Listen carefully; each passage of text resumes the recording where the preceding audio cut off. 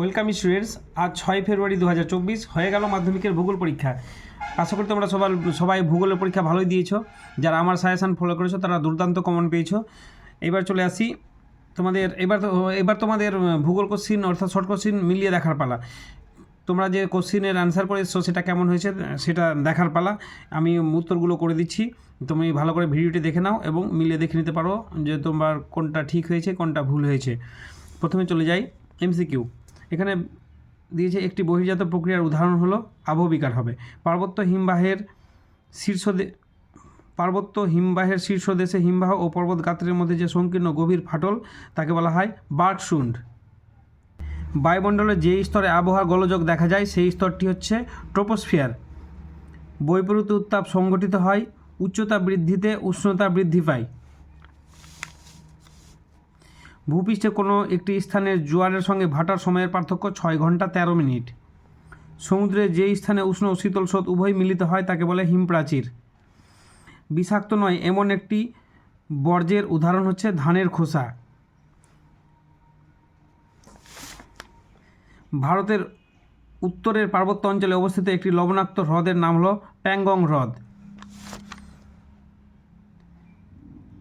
ভারতের একটি মুখ্য বৃষ্টিছায় অঞ্চল হচ্ছে শিলং মালভূমি। ব্যাসল্ট শিলার আবহবিকারের ফলে সৃষ্ট মৃত্তিকা হচ্ছে কৃষ্ণ মৃত্তিকা। ভারতের কেন্দ্রীয় কার্পাস গবেষণা কেন্দ্র রয়েছে নাগপুরে। বনজ ভিত্তিক শিল্পের উদাহরণ হচ্ছে কাগজ শিল্প। ভারতের ডেট্রয়েট বলে পরিচিত চেন্নাই। উপগ্রহ চিত্রে নদী ও জলাশয়ের রঙের সাহায্যে নির্দেশ করা হয় গাঢ় নীল। এবার শুদ্ধ অশুদ্ধ। নদী উৎস অঞ্চলে ধারণ অববাহিকা সৃষ্টি হয়, শুদ্ধ।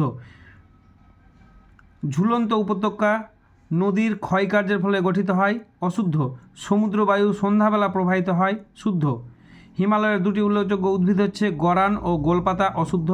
গোদাবরী নদী গ্রস্ত উপত্যকার মধ্যে দিয়ে প্রবাহিত হয়, অশুদ্ধ। আর্সেনিক একটি বিষাক্ত বর্জ্য, শুদ্ধ। মহাকাশে প্রেরিত ভারতের প্রথম কৃত্রিম উপগ্রহের নাম অ্যাপোলো, অশুদ্ধ। এবার চলে যাই শূন্যস্থান পূরণে।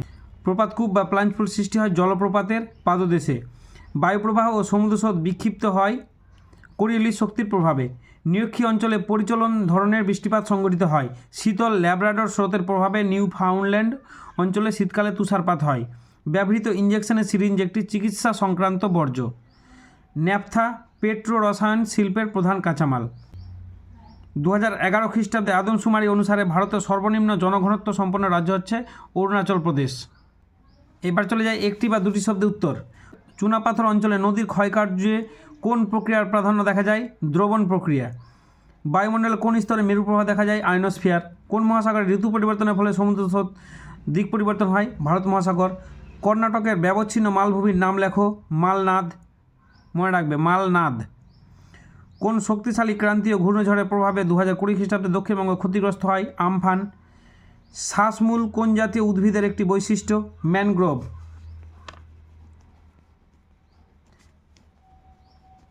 ম্যানগ্রোভ বা লবণাম্বু।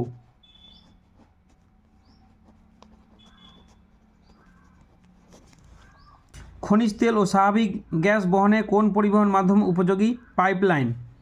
ভূবৈচিত্র্য সূচক মানচিত্রে যে কাল্পনিক রেখার সাহায্যে ভূমির উচ্চতা দেখানো হয় তার নাম হচ্ছে সমোন্নতি রেখা।